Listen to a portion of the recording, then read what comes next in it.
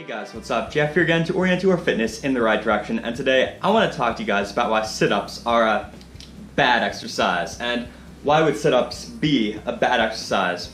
Well, in my previous videos, this is kind of a series where I talk about the bad aspects of common exercises, but for this exercise, it's kind of different, because with this exercise, I can't really think of anything positive. I really can't. It's pretty much all downsides with this exercise, because many people, they think, oh, this is an ab exercise, sit-ups. Sit-ups are an ab exercise. That's not true. It's not an ab exercise. It's really more of a hip flexor exercise, because when you do a crunch, you're lifting your shoulder blades off the ground, right?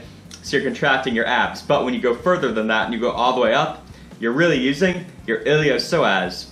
And your iliopsoas is your strongest hip flexor muscle. So you're really using that muscle when you do sit-ups. It's more of a hip flexor exercise than it is an ab exercise. And that's pretty much number one, but you gotta think, where does your iliopsoas attach? Where does it attach? It attaches to your lumbar spine, right? So when you're doing a sit-up, that muscle is really pulling on your lumbar spine. So when you get more extension there, or it's being pulled forward more, you could get more compression and lower back pain. So if you do many repetitions of that, you can see how that could lead to issues in your lower back if you keep getting that muscle pulling there. And you could easily get lower back pain from doing sit-ups constantly as a main exercise of yours. So that's another issue I have with it. And what are you doing throughout the day also? I mean, you're sitting a lot, right? So your iliopsoas, it's a muscle that's often not only weak, but also tight in many people, because they sit a lot throughout the day and they don't exercise. So this muscle, when it's tight, it can pull more at your lumbar spine and cause lower back pain just from, say, walking around, because you're sitting a lot, so that muscle's constantly tight, and it can cause issues, you know? That's why many people, when they bench press, they might not be able to do it comfortably with their feet on the ground. They might have to bring their feet up towards them on top of the bench, so that muscle's not as stretched, and then it's not pulling at their lower back, so they're getting back pain. So some people, they have to do that for the bench. They have to bring their feet up when they bench press.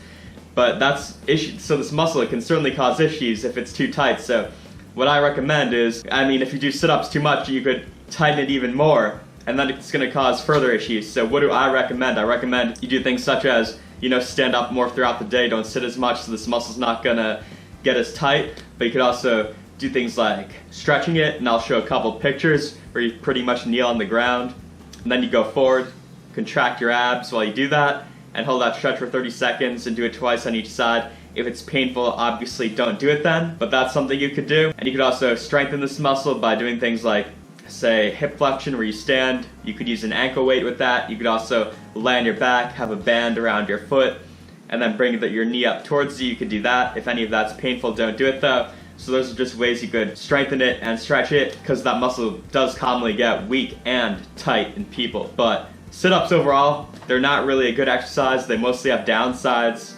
And I see many people in the gym, they're like on that decline bench and they have weight and they're doing weighted sit-ups. That's pretty bad. That's pretty bad. But overall, I don't recommend that exercise. I really don't. You could do regular ab exercises, do crunches, you could do leg raises, and you're gonna say, oh, leg raises, that you're doing hip flexion then. Why would you recommend leg raises? Well, with leg raises, although you are flexing your legs, and you are using your iliopsoas, it's not placing that stress at your lower back.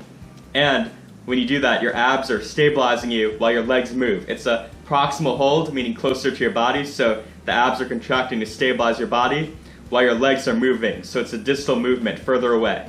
So it is an ab exercise. I would consider that. And I'd consider it much better than sit-ups. And overall, I just don't like sit-ups. I don't think they're good exercise. I see really no upsides with them.